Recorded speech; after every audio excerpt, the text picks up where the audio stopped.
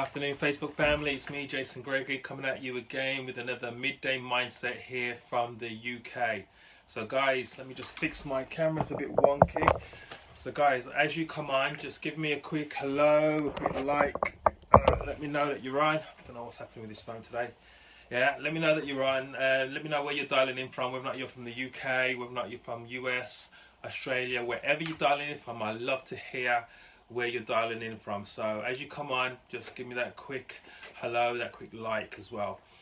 Yeah, so guys, over the weeks, as you know, you guys who have been tuning in or been catching my replays, you know that I've been kind of talking about principles and things to put in place so that we can start really strong in 2017. We can kind of hit that ground running, and there are many issues that we deal with on a daily, weekly, monthly, yearly basis.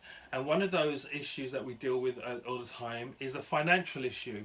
A lot of people are worried about the financial futures. They're worried about how they're gonna put things in place so that when they reach that retirement age, they're gonna be able to live comfortably. Now, what I want to talk about today is the difference between the rich and the poor. Now, the difference is, this is not a mystery. This is really not a mystery, but a lot of people think it is a mystery simply because they don't apply the things necessary in order to improve themselves within that area. You see, there are certain laws and principles in place, and these are global laws that if you tap into them, you'll be able to capitalize on the benefits of them. But if you do not tap into them, then you will not benefit. It's as simple as that. And so what is the difference between what is it that the rich understand that the poor don't understand? Well, number one, the biggest one, I think, is the difference between the understanding of leverage. The rich understand about leverage. What they are doing, they're either leveraging their money, they are leveraging people, or they are leveraging technology. But they understand about leverage because they understand that as an individual, they are limited in what they can do. But when they understand about leverage, you are absolutely unlimited in what you can do. And a really good example of that is that if you've ever read the book by Robert Kiyosaki called Rich Dad Poor Dad, when he talks about the cash flow quadrant, he talks about the left side and the right side, and he talks about the poor being on the left side and the rich being on the right side. And the difference between the two sides is leverage. It's as simple as that. So he talks about the employees who they always want security. You can tell an employee by their vocabulary, like, I want benefits, I want security, I want this, that, and the other. I want to know that everything is in place for me and it's predictable. Whereas on the right side, the rich are not talking about security, they're talking about freedom. They're not talking about having everything predictable, but they're talking about taking necessary calculated risks. So there's a big difference between the two. On the left side, away from the employees who always want to get a check from somebody, in other words, they're being leveraged, you also have people who start their own business. And these are normally your specialists or your small business owners. The reason why they're still on the left side is simply because basically what they're doing is everything is about them. And so if they're not there, the business can't run. If they're not there, things can't happen. They can't entrust the majority of the activities onto somebody else. And so because that's the case, they always have to be there. So even though their companies or their practices or their consultancies may be making very good money or income, the reality is they're being burnt out because they always have to be there. They have no leverage. Yeah, that means if they are not there, the business stops running. That is not a long-term process for true freedom. It's like you've just employed yourself into another job. It's just that you're working for yourself. You're still not understanding the concept of leverage. Whereas when you then flip over to the right side, what Robert Kiyosaki talks about, hey Lawrence, good to see you on. Yeah, don't forget, you guys, as you come on, tell me where you're dialing in from. It's always good to know. And if I see your comment, I will reply. But the right hand side, people are now dealing with leverage. Why? Because the B part of the quadrant, which is the first quadrant on the right hand side, It talks about big business builders. And these are businesses that are designed to have more than 500 employees or 500 people within the organization. And these people in these organizations, they don't have to know everything themselves, yeah, but what they do want is they want to have the right people around them. And so it's a bit like Henry Ford. He didn't need to know everything there was to know about the manufacturing, about all the intricate details of the manufacturing process of the cars that he was creating. But what he did need are good teams of people around him who knew certain parts of the process. And so it's the same thing with us. If we want true leverage, it's not just about us, but it's about having the right people around us. And that's why Robert Kiyosaki talks about the right side being where the rich is, because when you have true leverage and people, your potential is completely unlimited. Yeah, you're only one person. I'm only one person. Even if I worked flat out 24 hours a day, 7 days a week, there is only so much I could do. Yeah, but if I just had some really good people around me who also could dedicate a certain amount of hours into their role, and they're part of my organization, that means my organization is being worked far more hours than I could physically put in myself. That's called leveraging people. When you start leveraging money, it's because now you have the money to invest. And that's why the second part of the quadrant on the right hand side is I, which stands for investors. And investors invest from their excess, not from their day-to-day running costs of what it means to maintain their lifestyle. And that's where a lot of people make a mistake. They try to jump into being an investor, but they haven't got any excess money. They're actually investing from their bills, from the money that they need to pay their bills. And so if anything happens to that investment, all of a sudden their lifestyle is impacted because it wasn't from the excess, it was from the general living costs. And so one of the things that we need to understand in regards to working towards financial freedom is that we need to put things in place that is going to develop incomes for us outside of a 9 to 5 that gives us excess money, which eventually can help us to become investors. And so yes, you're still going to take a certain calculated risk as an investor, but if the investment falls over, if it's not from your living money, your lifestyle is not affected. So how can you do that? Well, you have to understand about multiple streams of income. You have to be open to look at opportunities that are out there. You have to be open to work on projects alongside of what you're doing, so that you can then create a second form of income. Most people, their jobs are a single point of failure, and the reason why that is so dangerous is because if for any reason they say to you, we don't need you any longer, you are struggling.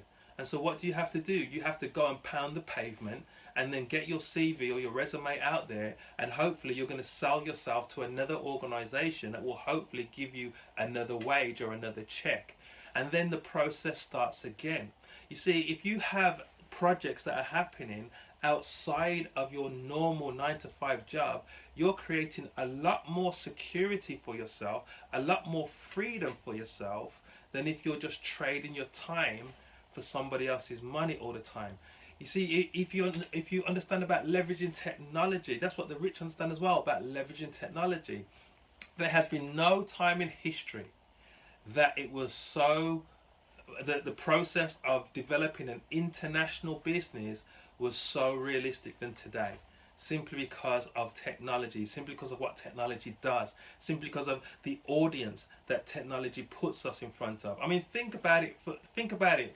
Today, we're doing a Facebook Live. There's people from the US, there's people from the UK, there's people from all over on this live. That couldn't have happened 10 years ago. It couldn't have happened 20 years ago. Technology has literally changed the game. Even in my industry of network marketing, it's changed the game. Why? Because you can get in front of so many people so quickly. You can get your message in front of so many people so quickly that you couldn't have done before. Yeah, so we're always going to be in a position where we're going to be meeting people, we're going to be having those personal interactions. And I was speaking about that yesterday in regards to leadership and the ability to create relationships and the ability to inspire people, the ability to draw the best out of people. So that one-to-one connection is always going to be there when you're talking about mentoring and developing leadership. But think about this. If you could get your message out to 100, 200, 300 people fairly quickly, then those leaders, those people who really want to change their life, those people who really want to do something that's going to really impact their families, they're going to raise their heads. And as they raise their heads and they contact you, you're going to then start that one-to-one mentoring process with them. Now, the way you were able to get more people to raise their heads was because you had your message in front of more people. And the only way that could happen is because you're leveraging technology. Yeah, and so guys, we are in a very strong time in history in regards to getting our message and our service or whatever we're doing out to the masses.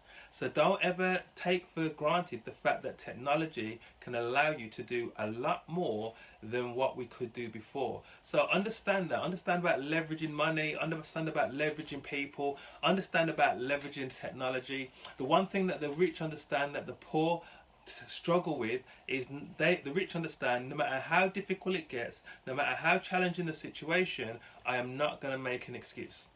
I'm going to make a way around it. You see, people moan, so the rich are getting richer and the poor are getting poorer. But then look at the decisions that the people who are rich are making, and then look at the decisions that the people who are poor are making.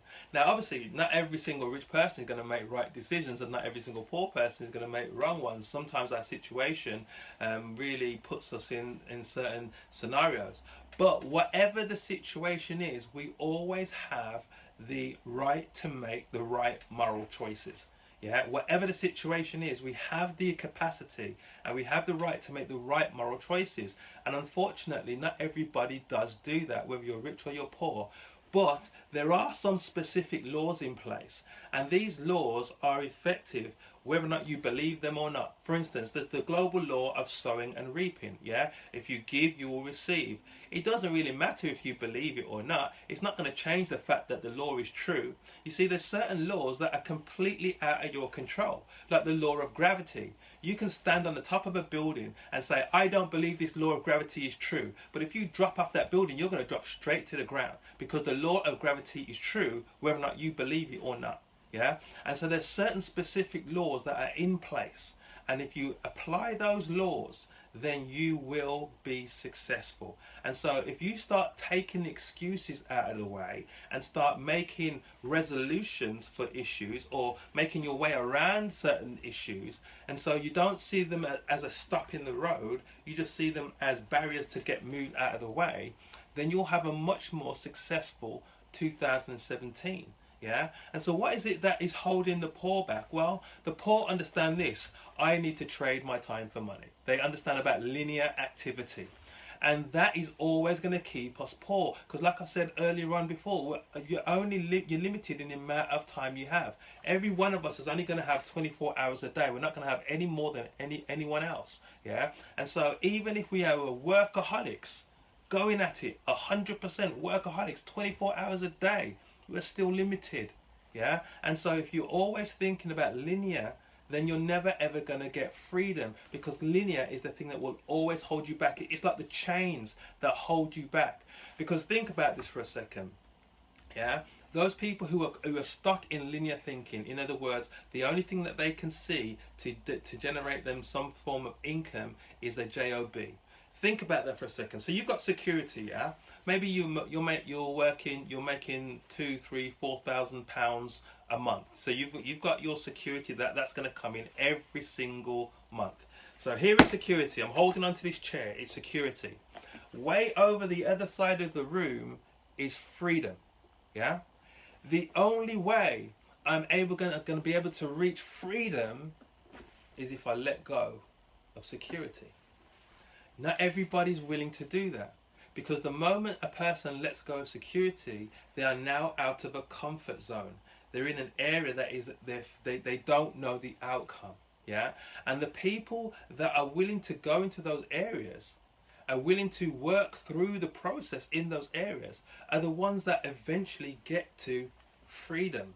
Whereas the other ones that want to stay in that area are the ones that stay in security, but then all of a sudden the economy changes and then things happen in the companies and you get released, and then that security is now shaken and you're thinking, what am I going to do now? You see, gone are the days of corporate security. Gone are the days of I was going to have a job for life. You see, in the UK, I know people in government jobs, yeah, that every single year they have to reapply for their own job, even though they're performing in it. So security is corporate security is no longer true. And so if you are only your only solution for provision is your job, I'm sorry, you're putting yourself in a very vulnerable position, because now your futures are being dictated by the people who say whether or not you have a job or not. So I do think side projects are very, very important for everybody to consider. And I think in 2017, the people who consider side projects and work them alongside what they're doing, they're going to have a much better experience. Yeah. Now, obviously, whatever side project you're going to be working on, it has to be something that you can get passionate about. It has to be something that you're going to believe in, because if you're not going to believe in it, if you're not going to be passionate about it, you're not really going to throw the right attention into it. And so you have to choose, you have to do your due diligence correctly in regards to what it is that you choose to do, but do something. Yeah, don't have a single point of failure. I mean, even if I look at a biblical example, for instance, in the book of Genesis, he talks about, we read about the Garden of Eden, and that Garden of Eden was watered by 4 rivers. Yeah, there was the Pishon, the Gihon, the Euphrates, and the Tigris, all watering the one garden. So what does that speak to me? That speaks to me, even in the beginning, multiple streams of income was something that needed to be adopted. And I think that if we understand that, that we do not put ourselves in a single point of failure, if we just get to grips with that one thing, I think it can turn a lot of things around. So don't go after security, go after freedom. Yeah, don't play the safe card. Get out of your comfort zone. Yeah, because people die in comfort zones. You know why? Because they're comfortable.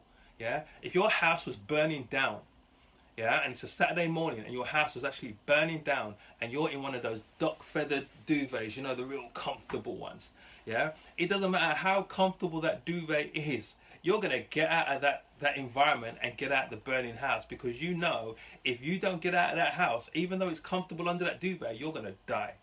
And that's exactly where a lot of people are at in the comfort zones of their life. Because they stay in the comfort zone, they die in that comfort zone. They get all the experiences of that comfort zone. And comfort zones are never ever designed for you to go after your destiny. They're always designed to keep you into mediocrity. And so you need to get out your comfort zone. You need to learn some new skills, do some different activity. Yeah, you're going to be challenged, but it's called life. Life is challenging.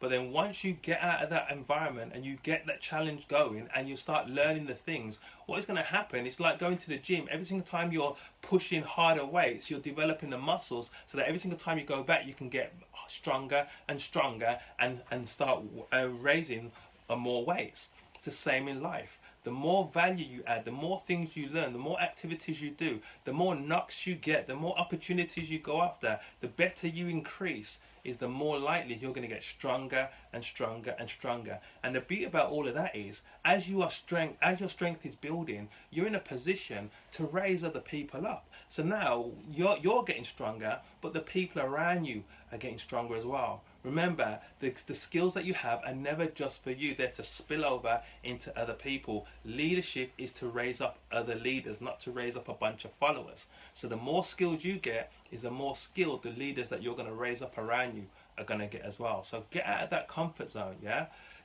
Start working for money and let money work for you. Yeah, that's the difference. So as you're developing this additional income, you're now going to be put in a place where money will attract money, because if you have money, you can make more of it because of the money that you have. And money is only a vehicle to get things done. So don't think for 1 second, just because I'm talking about money, I'm talking about being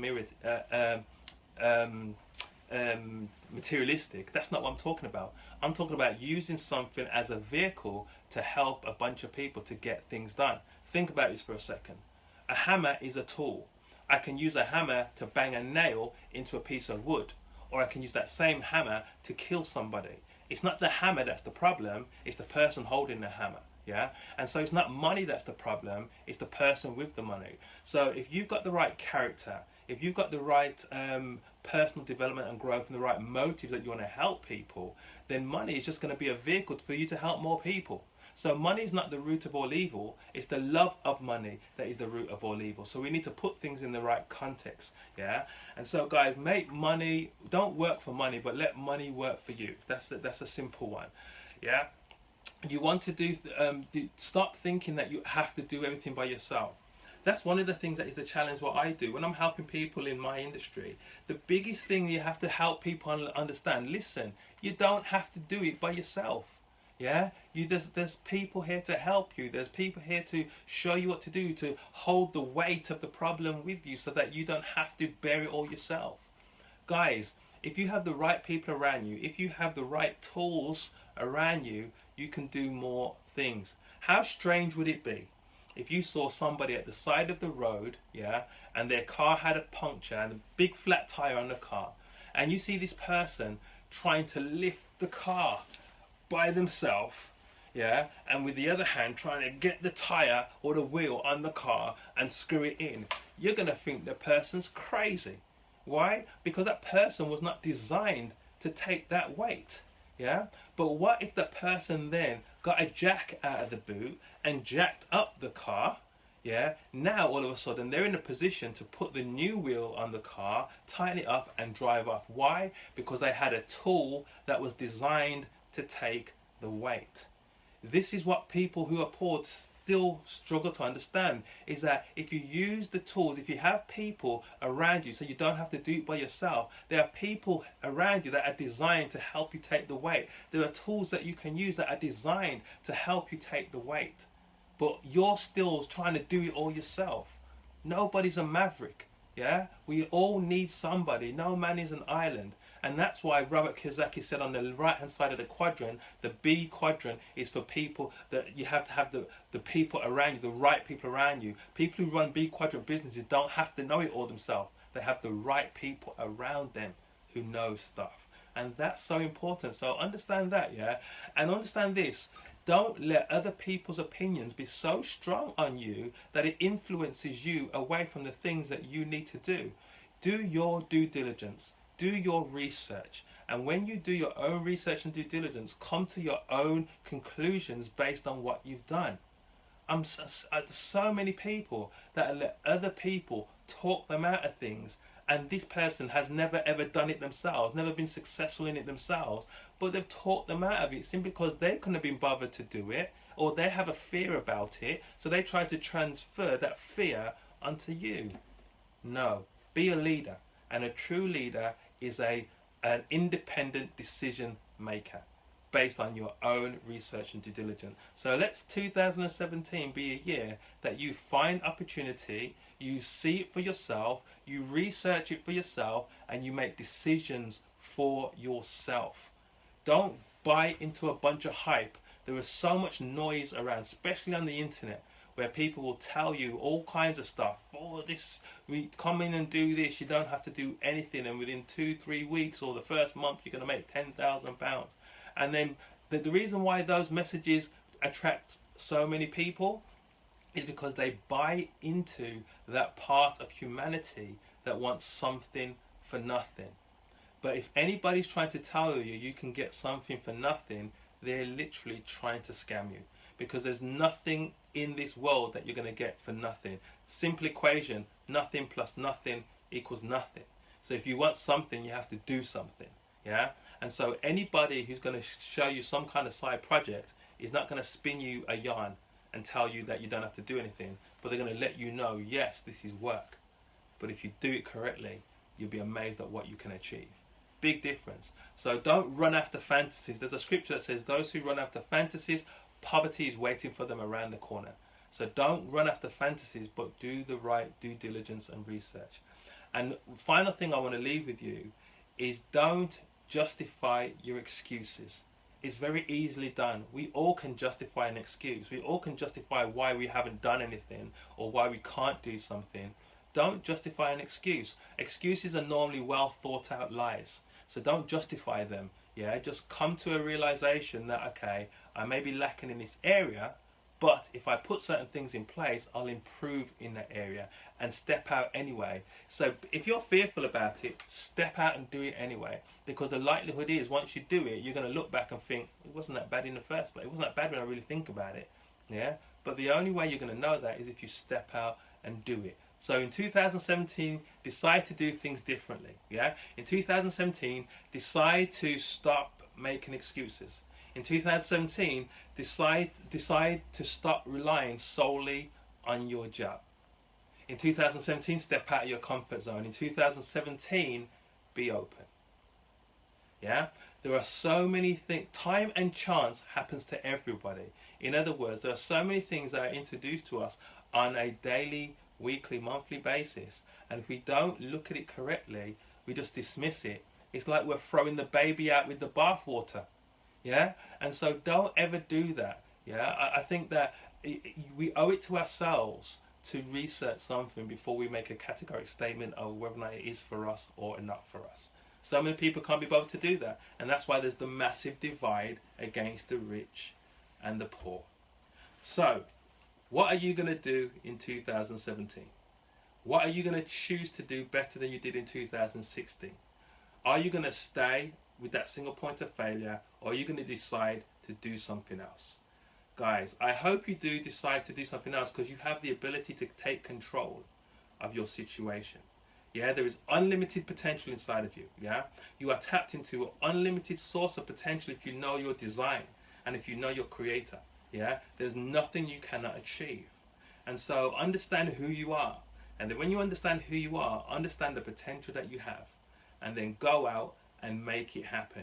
Remember, life is for living, and so you should live it to the full, so that when we go to the grave, we go to the grave empty. Yeah, we empty ourselves out because we were full up and we gave out, and when we're gone, that should continue to live on in other people. So hopefully this made sense to you guys, and I'm looking for people in 2017 who really want to change lives, who really want to change their own lives, who aren't afraid to step out, who are open to looking at opportunities and stuff like that.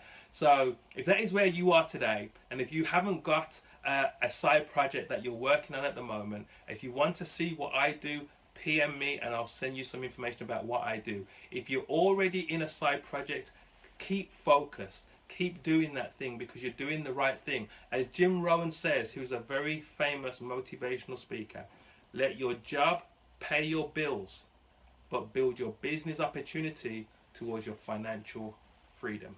So have a blessed day, everybody, and I will be with you. Oh, have a blessed weekend, actually. It's Friday. These weeks and months go so quickly. We've only got a couple more weeks left before 2016 is over. So I'm going to continue on these lines of laying some fundamental principles in our minds so that 2017 can start extremely strong. So those of you who haven't got a side project, PM me. Also, for those of you who want to know about, in fact, I'm going to put a link in the description about a kickoff event that I'm going to be speaking at in January, on January the 14th. So for those of you who are around in that area, it'll be good to see you guys, put a face to a name and all that kind of stuff. But guys, have a blessed weekend, and I'll see you 12 o'clock on Monday for another Midday Mindset. So take care. Bye-bye.